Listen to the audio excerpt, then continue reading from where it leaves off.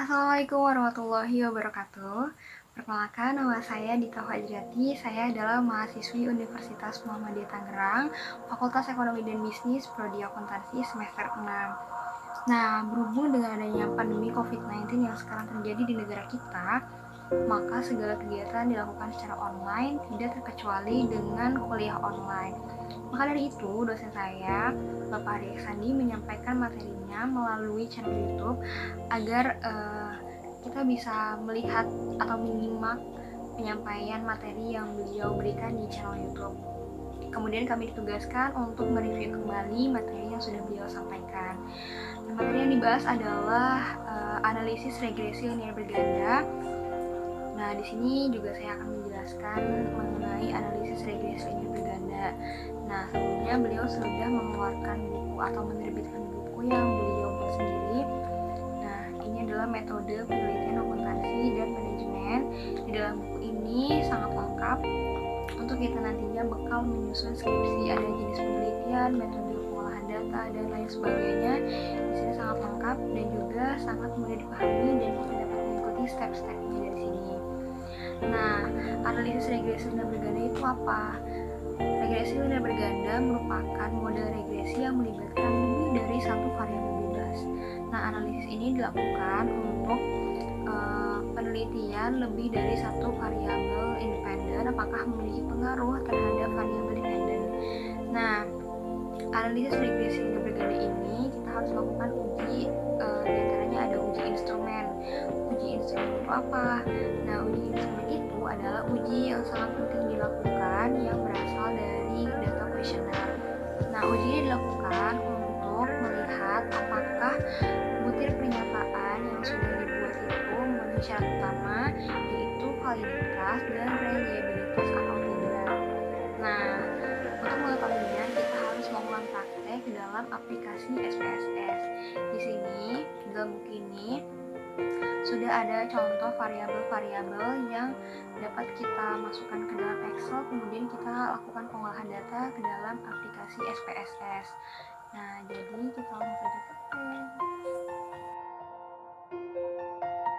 Tahap pertama yang harus dilakukan dalam uji instrumen adalah membuat variabel penelitian dan memasukkan data kuesioner ke dalam program SPSS.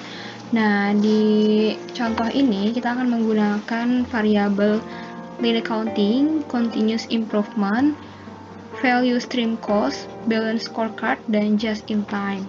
Nah, pertama-tama kita buka aplikasi SPSS-nya seperti ini, kemudian kita klik variabel view. Nah, setelah ini kita akan buat butir pernyataan kuesioner yang akan diuji dari variabel-variabel yang tadi sudah saya sebutkan. Kita ketik satu persatu.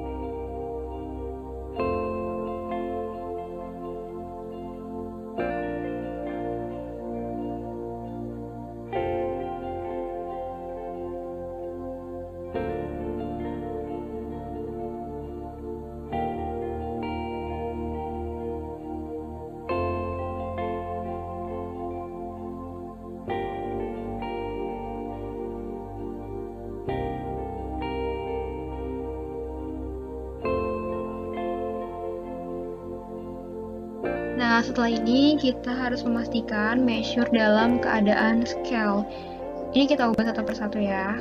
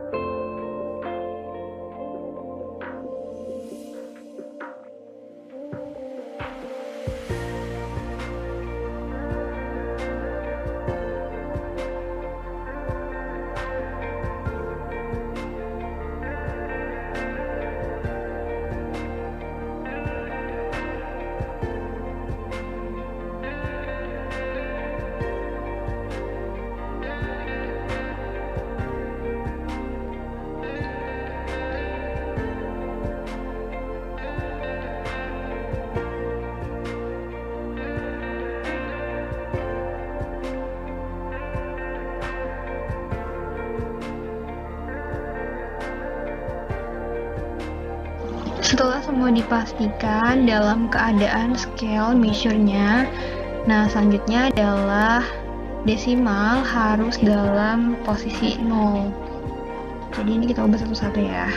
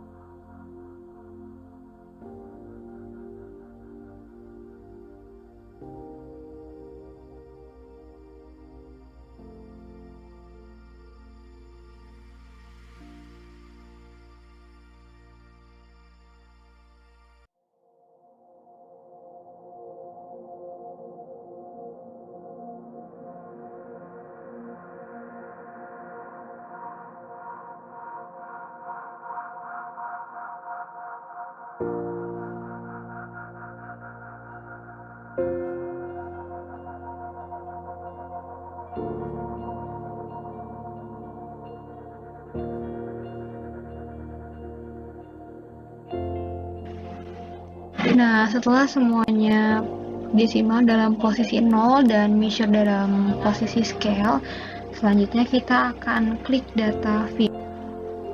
Nah, di sini sudah terdapat variabel-variabel yang tadi kita sudah buat. Kemudian langkah selanjutnya adalah melakukan copy paste dari data yang sudah dibuat sebelumnya di dalam Excel. Kita copy paste ke dalam tabel ini semuanya ya. Nah, ini adalah tampilan Excel untuk variabel-variabel yang nanti kita akan masukkan ke dalam data view. Di sini saya menggabungkan keseluruhan datanya agar lebih memudahkan saat proses copy paste ke dalam aplikasi SPSS, yaitu ke dalam data view-nya. Nah, ini kita blok semuanya untuk nanti kita copy dan kita paste ke dalam data view-nya ya.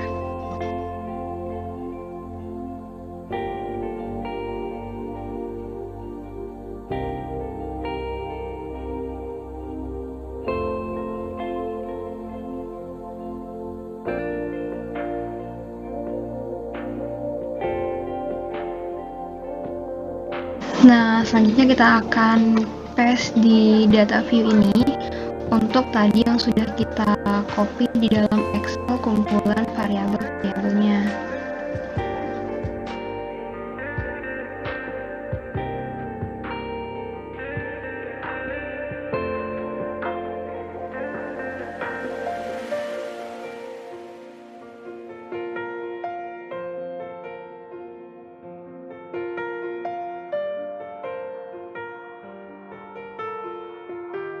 Nah, ini udah ada semua untuk variabel-variabelnya.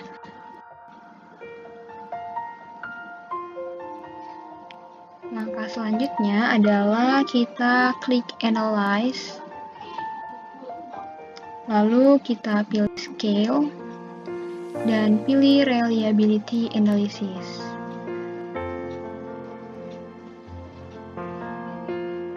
Setelah tampil kotak dialog Reliability Analysis, kita masukkan ke dalam kolom item untuk yang variabel LA-nya.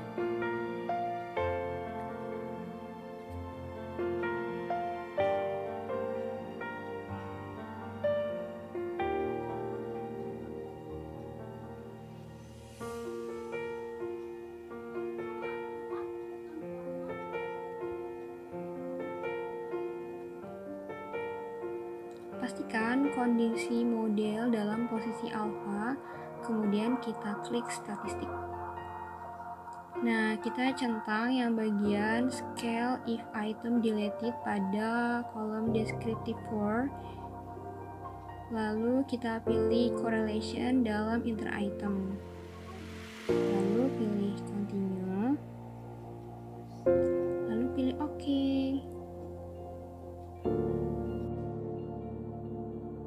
Nah, ini adalah tampilan outputnya, merupakan hasil dari uji validitas dan uji reliabilitas. Untuk melihat uji validitas, kita akan melihat butir pernyataan dianggap valid apabila nilai correction item total correlation atau R hitung lebih besar daripada R tabel. Nah, R tabel ini didapat dari N dikurang 2 sama dengan 100 dikurang 2 sama dengan hasilnya 98.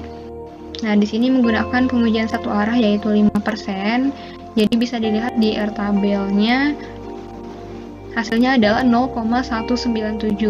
Nah, nilai dari corrected item total correlation harus lebih besar dari 0,197. Nah, di sini bisa dilihat dari LA1 sampai LA8 hanya LA1 dan LA4 yang tidak valid dan sisanya valid karena lebih dari 0,197. Nah, untuk uji reliabilitas kita bisa lihat di sini reliability statistik. Nah, nilai Kornbach alpha hasilnya adalah lebih besar dari 0,197. Maka dapat disimpulkan kuesioner yang digunakan dalam penelitian ini secara keseluruhan bersifat reliable. Nah, jadi itu adalah hasilnya dari uji instrumen. Kita bisa lihat di reliability statistik dan item total statistik untuk melakukan perbandingan dan menarik kesimpulan apakah valid atau tidak valid. Sekian video dari saya, semoga ilmu yang disampaikan bisa bermanfaat. Kurang lebihnya mohon maaf. Wassalamualaikum warahmatullahi wabarakatuh.